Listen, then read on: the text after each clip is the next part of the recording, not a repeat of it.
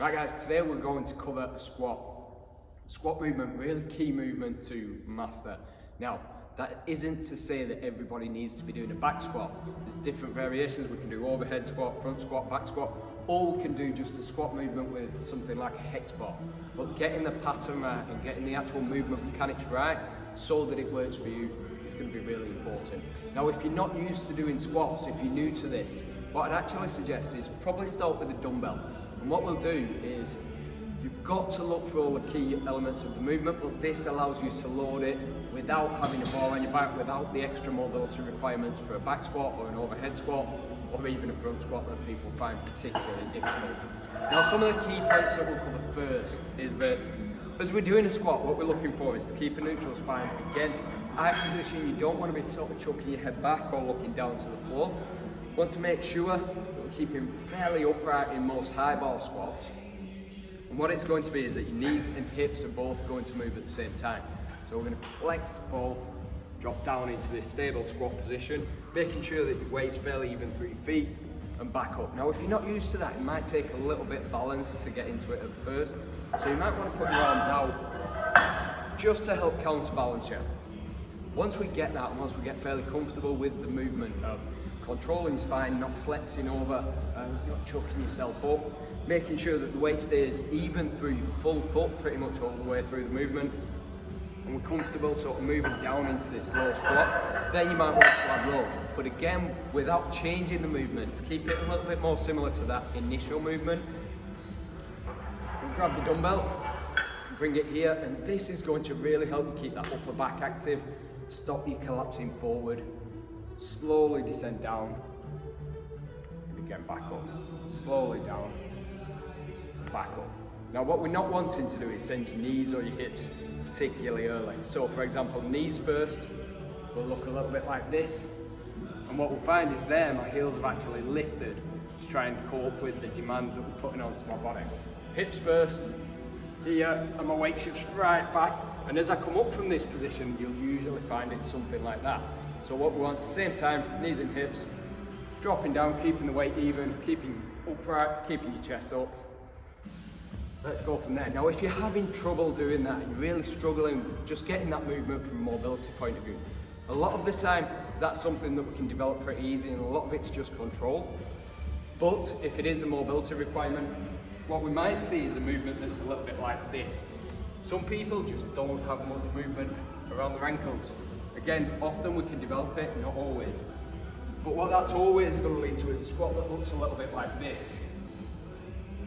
Now, in that case, what we might want to do is elevate the heels. Just move this around so that you can see. So rather than squatting, looking like this, without much movement in that lower leg, much change in shin angle, what we'll do, go from here, and it just gives a little bit more freedom to drop down and keep a more upright body position.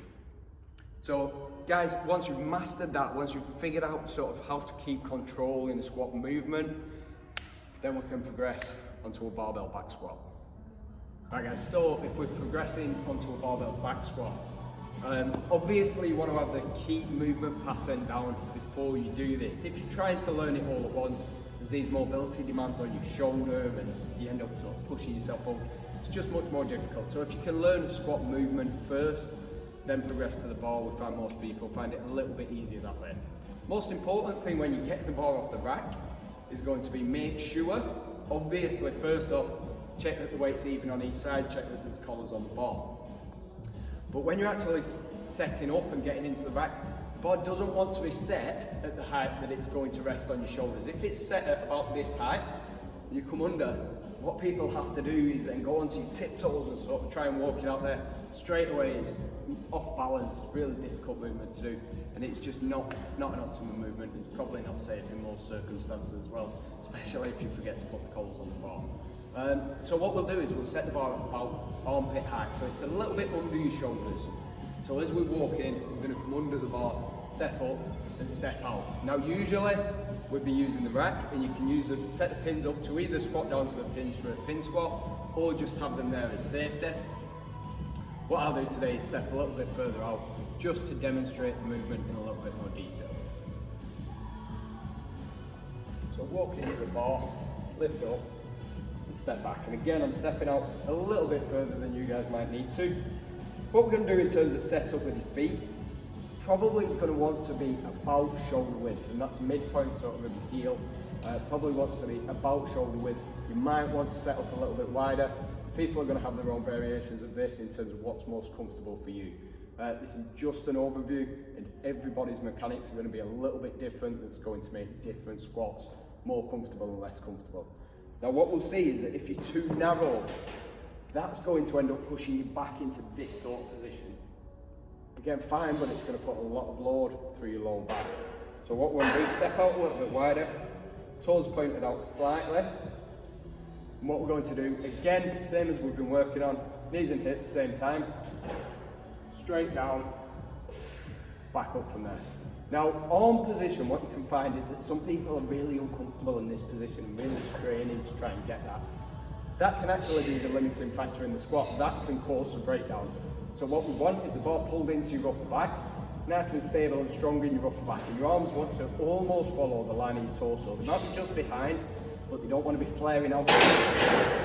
So arms in there, dropping down, powerfully driving up. Again, weight remains through your full foot. What we don't want to do is send your weight too far back and certainly not too far forward so that you're lifting your heels off the floor. Straight through, down and back up. Now, if you're struggling with this movement, controlling the speed of it is a really good way to do it. So maybe drop a little bit of weight, slow the reps down, add some tempo. So guys, basic overview there of the squat. Knees and hips probably going to want to move at about the same time. We don't want to be leaning too far forward. We don't want to be letting our knees come too far forward or letting our heels lift. The weight will stay through the full foot all the way through the movement. Your job is to basically control your body around that, maintain a good spine position. Down and back up. Now, dependent on where the weight is, if it's over your head, if it's in front, if it's on your shoulders, if there's no weight at all, your movement's going to be slightly different. But once you master the basics, once you master the sort of squat archetype, if you will, then you're going to have a much better time transferring it to different movements and obviously building the lower body muscles and just making sure that you're comfortable in these different movements in the gym. Guys, I hope this has helped. If you need to, if you want me to have a look at your squat, give you a little bit of feedback, just fire me a video over and I will send some feedback to see what you could be doing a little bit differently to help you with this movement. Cheers, guys.